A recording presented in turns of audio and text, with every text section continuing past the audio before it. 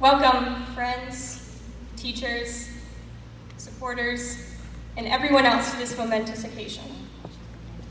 It has been a long 4 years leading up to this moment when we are finally leaving the nest, this moment when all the doors of opportunity have opened up for us, this moment we've been dreaming about for ages.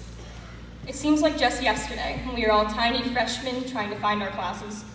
Now, as most of you know, I wasn't actually at this school freshman year, but honestly, we are still pretty tiny as sophomores.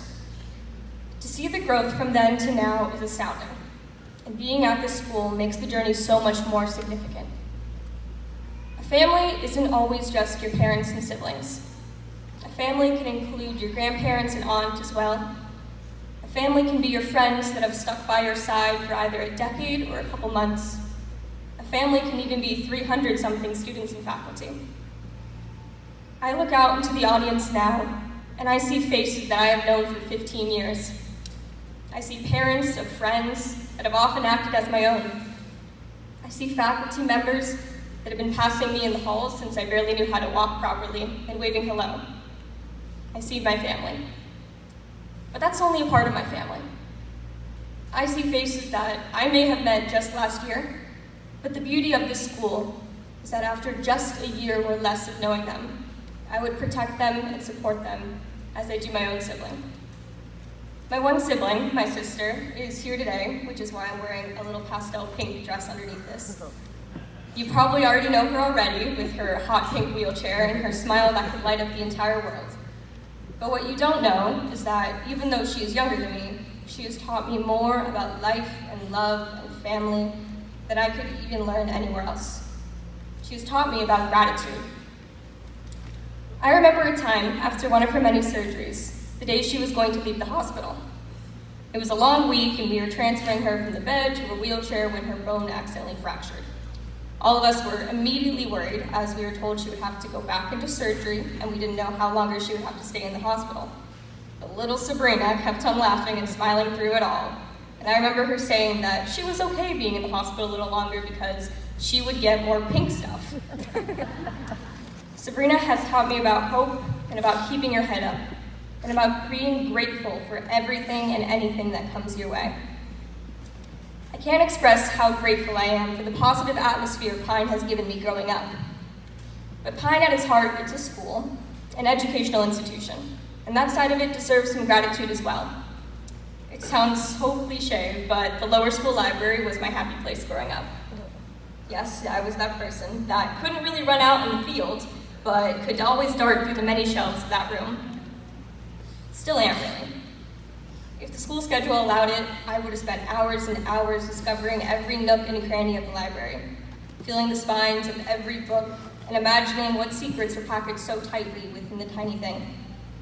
By the time I left the lower campus, I had memorized the Dewey Decimal System and where all the doors to Narnia or Hogwarts were hidden. My thirst for knowledge wasn't contained in the library walls, however. I wanted to know more. I always did, and I still do. I have memories as far back as early learning and later kindergarten, of being so excited to come to school and dive into this whole world I knew little of, and learning in the best ways possible as well. I loved learning about American history through dressing up as the founding fathers and mothers themselves during our living museum, and figuring out fractions and multiplication tables by talking about baked goods and pastries in 2nd and 3rd grade. In recent years, it's learning through photo functions projects and math and wacky Spanish videos. I love not only looking up to my teachers as instructors, but as friends, and people I could trust, people I can trust. It's because of these teachers that I have been on a quest for knowledge since day one at the Pine School. I would like to give a little shout out to Mr. Haas for keeping this quest alive. Poor Mr. Haas has had to deal with my incessant questioning and bad jokes in sophomore year. First, he was my AP statistics teacher, an advisor, AP physics teacher, event team leader, quantum physics club facilitator. Honestly, it's a miracle I'm still allowed in his room. I'm sure most of us can relate to some degree. But I didn't want to just apologize more or less for 3 years of, me. I really just wanted to thank him for keeping this passion for knowledge, this hunt for answers in our mysterious universe alive. There was never a time I walked into Mr. Haas's classroom and left without learning at least 3 new things, and I'm so grateful. And of course, I'm highlighting Mr. Invent Team himself here, but I have each and every one of my teachers to thank for that same experience. We all feel that. Here at Pine, we have to give so many thanks for the opportunity of true and genuine teaching. And I'm not just talking about the academic classes, although that's what I'm most thankful for. But no, I'm also talking about the importance of community and service and respect and responsibility and honesty, and well, now I'm just reciting the honor code. But that honor code isn't just a bunch of words we say every Wednesday. It's what we're leaving the school with. Of course, we are here to reminisce and be thankful of the past. But as soon as we leave here, we have to realize that the time for change is now. As soon as we leave here, the future is not just a hypothetical that's been hanging on our heads for the last 4 years. It's tangible. It's whatever we want it to be. I implore all of you to think about what these last 17 to 19 years leading up to this moment have given you. Be thankful of the past and the lessons you've learned here, but also be confident in your abilities to take these lessons and apply them to the future. I believe in each and every one of you guys, and I'm thankful to have studied with you these past years. I absolutely can't wait to see you guys accomplish in the future. This speech would not be in any way complete until I thanked the woman herself, Noreen Hager, my mom.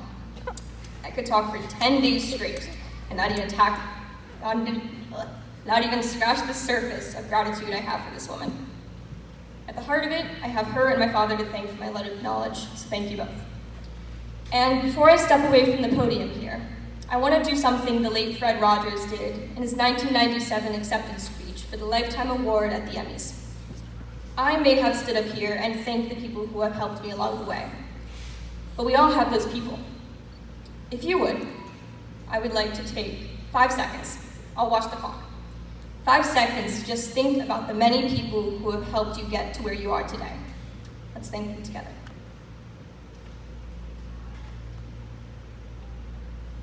Thank you for doing that.